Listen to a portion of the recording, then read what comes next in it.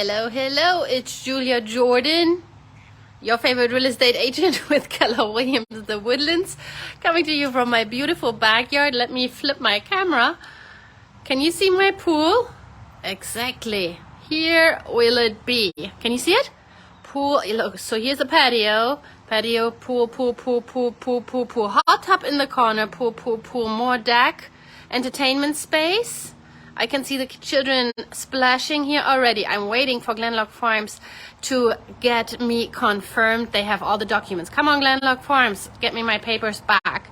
I'm sitting here with the golden boots on because it's Go Texan Day! I went to school this morning watching my cuties dance and perform. Then I had to take off. I had 2 mastery coaching calls to understand how to help my peeps better, how to be better and better and better in real estate. And I wanted to tell you the story of Miss Magic. I get called right now Miss Magic. May or may not be a true story. We cannot disclose so much. But let's just tell you a story of a client who wanted to buy a house. He wanted to buy the first house, was sold before he even really got to call me.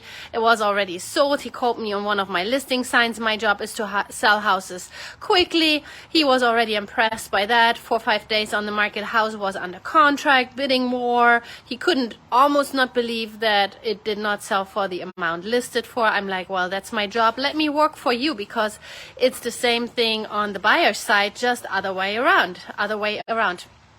So we find him another house that he loved a lot, put it under contract. That is not so hard in this market, but it was priced really well. So there is still a good opportunity that someone snatches it away. Like my listing, you price it right, guess what? You will have traffic on it. So long story short, put the house for him under contract and did not stop the MLS search. So what happens? He gets another property in his email and he likes it even better. I'm like, dang it, I can't believe this happens to me.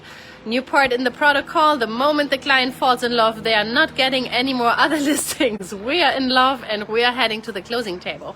So I look at the house and I had to admit that other house was cheaper and was better. I'm like, well, this is what you can do.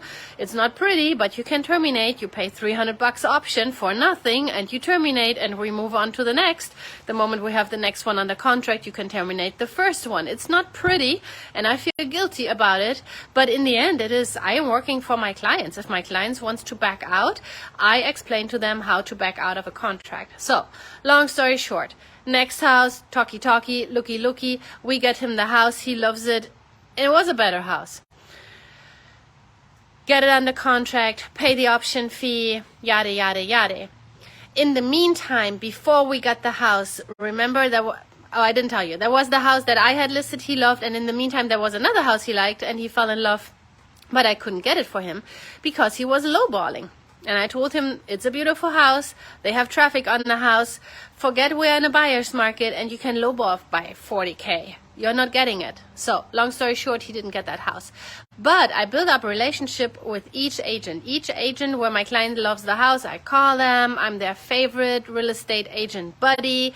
I get it. I ask them, what do you want? What does your client need? What makes it cut the deal to take the house off the market? And she shared it with us, but my client was not willing to give it at that point.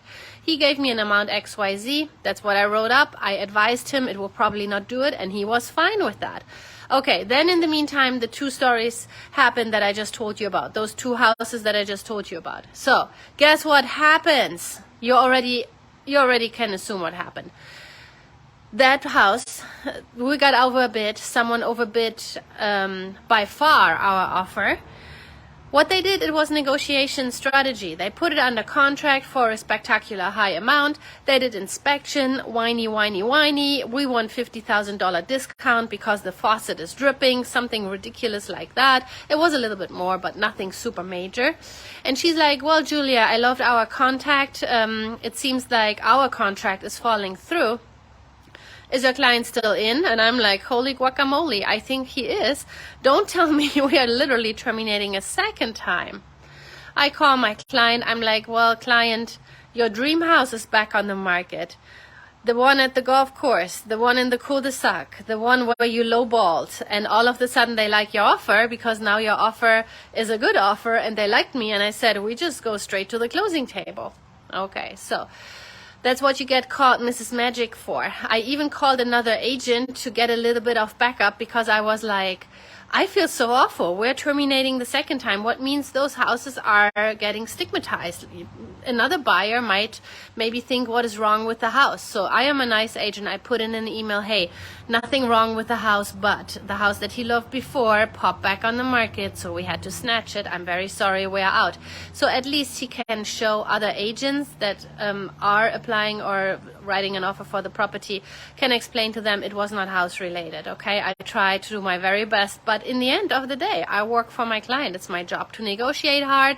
It's my job to get him whatever he really likes best, and all of a sudden his offer was competitive. So long story short, we get the house under contract. They did inspection before, and the agent said, do you want to have the inspection report? You can have it for free. I have it. And I'm like, well, I take it. We might do our own inspection or might not. Depends on my client. I will explain to him, because theoretically there is a risk that someone falsified the documents. It's very unlikely. But in the end, again, my client decides, and I told him it could be falsified. Probably it's not, but it could be. You decide. So he took over the inspection report, and we went in the meantime under contract. He didn't have time to really read through. Long story short, we complained. Now I was the whiny agent saying, there's a little bit what my client doesn't like. And guess what? We got him the discount that he wanted, and what it ends up is it will buy down his rate by, I believe, if I remember correctly, 2 points. We're ending up at a 4.5% interest rate, what is spectacular. And he's like speechless, okay? And I have ADHD. I watched a podcast last night. What it is with ADHD, we are all about dopamine. So what for other people is cocaine, or so for us, hey neighbors, for us it is dopamine. So I personally do a whole lot for a nice high on dopamine, that I did a good job. Words of affirmation are my love language. So if you call me rock star, if you call me your favorite real estate agent or Mrs. Magic, he came up with that, I will do a whole lot. I will jump through some loops for that. I will also work for you and do my best job if you don't call me Miss Magic. But that's the way to my heart. Food and compliments. So that was a quick story about buying in this market, things that we can do in this market that we simply couldn't do the last 2 years. But I shared with you my listing. We're hopefully closing today or tomorrow. The lender is slow on the other side. But also on the listing side, like there are 5 million things that we can do. And for me, I'm in coaching. I will always want to learn more. And that's just the fun about it, you know? So get an agent that is dopamine driven, or get an agent that has self-motivation, that is in it to win it for you, just because they get a kick out of it, not because they simply need to keep the lights on. I shared with you, I filled the bird feeder, and the girls and I, you see the bird feeder? Where's the bird feeder? Yeah, there. The girls and I will eat tonight. We will also eat if we don't close this deal.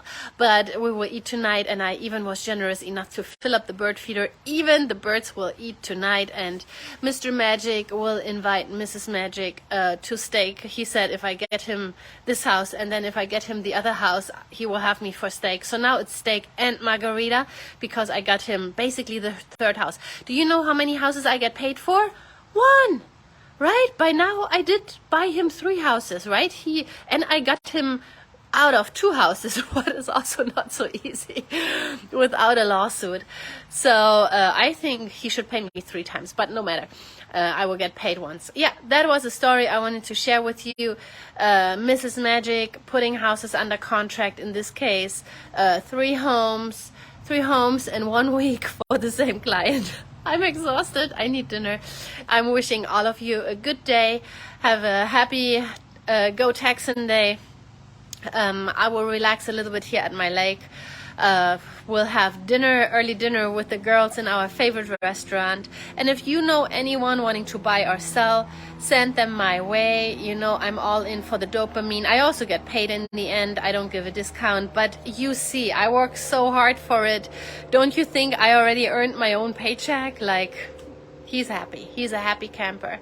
Okie dokie. All the best for you guys. Call me if you need any help with real estate, okay? Bye.